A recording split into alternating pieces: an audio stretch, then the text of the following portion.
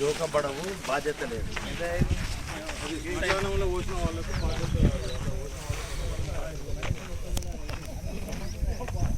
చొప్పదండి నియోజకవర్గంలో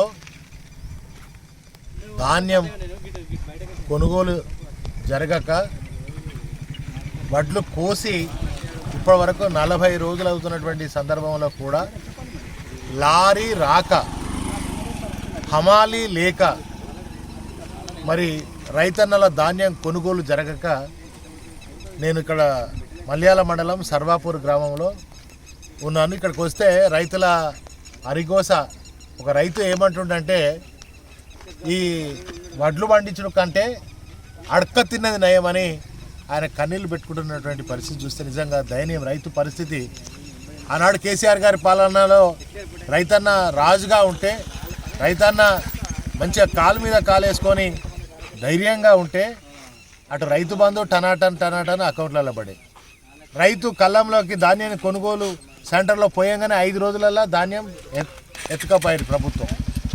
మళ్ళీ 5-6 రోజులలో తీసుకొచ్చి ఖాతాలలో పైసలు జమ చేసి, ఇవాళ ఈ అరకొరగా పండినటువంటి పంట అటు ఎరువులు దొరకక, యూరియా దొరకక, ఎన్నో రకాల అవస్థలు పడి పండించినటువంటి పంట మరి ఇవాళ నోటికాడికి వచ్చిన బుక్క ఎత్తుకపోయినట్టుగా ఇవాళ 40 రోజులు అవుతున్నా కూడా కొనే దిక్కు లేదు. ఇప్పుడే కలెక్టర్ గారితో, జగిత్యాల కలెక్టర్ గారితో మాట్లాడడం జరిగింది. వారు మరి ఇక్కడ ఉన్న సమస్యలన్నీ వారి దృష్టికి తీసుకుపోయినా, మరి వాళ్ళ ఎమ్మెల్యేనేమో ఒక దిక్కు 1 కిలో కట్ చేసినా పీడీ యాక్ట్ పెడతా అని ప్రగల్భాలు పలుకుతున్నాడు స్థానిక ఎమ్మెల్యే సత్యం. మరి వాళ్ళ ఇక్కడ ఎవరి మీద పెట్టాలి? ఇప్పుడు పీడీ యాక్ట్ నీ మీదనే పెట్టాలి. ఎందుకంటే ఇవాళ ఇప్పుడు మరి ధాన్యం కొనుగోలు జరుగుతలేదు. కిలో అంటే కాదు, ఒక క్వింటాల్ మీద 10 కిలోల ధాన్యం కట్ అవుతున్నది. ఇప్పుడు ఎవరి మీద పెట్టాలి పీడీ యాక్ట్? ఈ కేసులు ఎవరి మీద పెట్టాలి? ఎవరిని శిక్షించాలి? అన్నం పెట్టే రైతన్నకు శిక్ష పడుతుంది. అన్నం పెట్టే రైతన్న ఇవాళ ఆగమైపోతున్నాడు. అన్నం పెట్టే రైతన్న ఇవాళ ప్రతిరోజు తెలంగాణలో ఆత్మహత్యలు చేసుకొని అదే కళ్ళం మీద పడి గుండెపోటు వచ్చి చనిపోతున్నటువంటి దయనీయమైన పరిస్థితి తెలంగాణలో దాపురించింది కాంగ్రెస్ ప్రభుత్వం వల్ల. కానీ ఇప్పటికైనా రేవంత్ రెడ్డి గారు మేల్కోవాలి.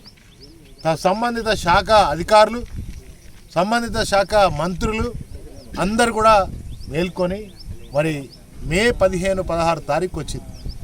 మే 5 తారీఖు కల్లా ఆనాడు ఉన్నటువంటి బీఆర్ఎస్ ప్రభుత్వం, కేసీఆర్ గారి ప్రభుత్వం మే 5 తారీఖు కల్లా 100% కొనుగోలు జరిగేది. ఇవాళ మే 15 తారీఖు వచ్చినా ఇంకా నెల రోజులైనా కూడా లారీలు రాక, ధాన్యం కొనుగోలు జరగక రైస్ మిల్లర్లు మాకు 43 చొప్పున జోక్తేనే మేము తీసుకుంటామని వాళ్ళు కొర్రీలు పెడతా ఉన్నారు. మరి ఈ విధంగా రైతన్న నడ్డి విరిచే పరిస్థితి వచ్చింది. ఆరుగాలం కష్టపడ్డటువంటి రైతన్న పరిస్థితి దయనీయమైన పరిస్థితి ఉంది. కనుక వెంటనే ధాన్యాన్ని కొనుగోలు చేయండి. 2 రోజులలో మల్యాల మండలం, కొడిమేల మండలం, చొప్పదండి నియోజకవర్గంలో ఉన్నటువంటి వచ్చే 2 రోజులలో ధాన్యాన్ని కొనుగోలు చేయకపోతే కలెక్టరేట్ ముట్టడి చేస్తాం. ధాన్యాన్ని కొనుగోలు చేసేదాకా నిరసనలు, ఆందోళనలు, రాస్తారోకోలు చేస్తాం. బీఆర్ఎస్ పార్టీ పక్షాన రైతులకు అండదండగా ఉంటాం బరాబర్గా. కానీ ఇప్పటికైనా మేల్కోండి. ఎమ్మెల్యేలు, తెలంగాణలో ఎమ్మెల్యేలు ఏం చేస్తాను? గుడ్డిగాడిద పళ్ళు దొమ్ముతున్నారా? ఇళ్లలో ఏసీ రూమ్లలో వంటున్నారు. బయటకు వస్తురా? కనీసం ఒక్కసారి వచ్చి రైతుల గోసేందో, వాళ్ళ కష్టమేందో, వాళ్ళ కన్నీళ్ళు ఏందో చూస్తున్నారా? మళ్ళీ ఇంకా 4 రోజులు అయితే మళ్ళీ ఎరువుల కోసం పోవాలి, జనుము జీలుగా విత్తనాల కోసం పోవాలి. అవి లేనే లేవు ఇప్పుడు ఎరువుల షాపులలో. ఇప్పటికీ రాలే. రేట్లు విపరీతంగా డబుల్, త్రిబుల్, 4 అంతలు 10 అంతల రేట్లు పెంచారు జనుము జీలుగు విత్తనాల పరిస్థితి కూడా. కనుక ఇవన్నీ కూడా ఇవాళ ఆనాడేమో రైతన్నను రాజుగా చూసినటువంటి కేసీఆర్ గారి ప్రభుత్వం, ఆనాడు ఇదే కాంగ్రెస్ ప్రభుత్వం ఉన్నప్పుడు వ్యవసాయాన్ని దండగా, అంటే కేసీఆర్ గారు వ్యవసాయాన్ని పండగల గొప్ప అద్భుతంగా తయారు చేసి దేశానికి అన్నం పెట్టే స్థాయిలో తెలంగాణను చేసిన ఘనత కేసీఆర్ గారు. కానీ వాళ్ళ రేవంత్ రెడ్డి వచ్చిన తర్వాత మళ్ళీ పాత కథగా అయిపోయింది. ఇక మళ్ళీ పాత కాంగ్రెస్ ప్రభుత్వంలో ఆత్మహత్యలు, మళ్ళీ ఈ ధాన్యం పరిస్థితి ఇదే విధంగా ఉండే విధంగా తయారవుతుంది. కనుక మరి ఈ లారీలలో డ్రైవర్ బస్తా, గత మేము ఇన్నేళ్ళకెళ్ళి పంటలు పండిస్తున్నాం, లారీ డ్రైవర్కు బస్తాకు ₹1 ఇచ్చేది మా చరిత్రలో చూడలేదు సార్. ఇప్పటి వరకు ఏ గవర్నమెంట్ ఉన్నా ఏది ఉన్నా కూడా ఒక బస్తా మీద డ్రైవర్కి ₹1 ఇవ్వాలనేటువంటిది మేము ఇప్పుడు అది కూడా డిమాండ్ చేస్తున్నారు. అట్లా ఇస్తేనే లారీలు వస్తాయట. డ్రైవర్ కూడా బస్తాకు ₹1 ఇస్తేనే లారీ వస్తుంది. మేము జోక్తాము. ఎవరైతే డబ్బులు ఇస్తారో వాళ్ళకే ఇస్తాం. అంటే మొత్తం దోపిడీ వ్యవస్థ, ఒక దొంగ వ్యవస్థ, ఇవాళ రైతులను దోచుకునే వ్యవస్థ తెలంగాణలో జరుగుతున్నటువంటి దోపిడీ వ్యవస్థ జరుగుతుంది కనుక దీన్ని అరికట్టాల్సినటువంటి బాధ్యత అధికారుల మీద ఉంటుంది. దయచేసి కలెక్టర్ గారు మీరు చొరవ చూపండి.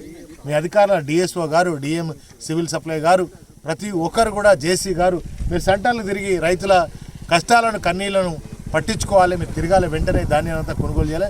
రైతాన్ని ఒకటే అంటాడు, మొగులు మెత్తబడ్డాయి సార్, మొగులు మెత్తబడ్డాయి, ఎప్పుడు వర్షం వస్తుందో తెలియదు సార్, మా పరిస్థితి దారుణంగా ఉన్నది, తడిస్తే మళ్ళీ ఇంకా ఈ 10 కిలోలతో పాటుగా వడ్డీకి పౌసారు అంటారు సార్, ఇక మళ్ళీ ఇంకా ఈ 10 కిలోలు కాదు ఇంకా 10 కిలోలు కట్ చేయమంటారు సార్, మరి సగం వాళ్ళకే పోతుంది సార్ అని చెప్పి ఇవాళ రైతులు ఆవేదన చెందుతున్నటువంటి పరిస్థితి ఉన్నది కనుక వెంటనే ధాన్యాన్ని కొనుగోలు చేయాలి. ఎలాంటి కోత, కటింగు ఇవన్నీ హమాలీలను కూడా తక్కువ మంది ఉన్నారు, హమాలీలు లేరు కనుక హమాలీలను కూడా తొందరగా పెంచండి.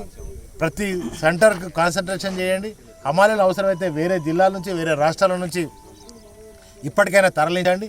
ఇది పూర్తిగా అవగాహన రాహిత్యంతో, కాంగ్రెస్ వ్యతిరేక, రైతు వ్యతిరేక విధానాలతో ఒక ప్రణాళిక లేని సీఎం,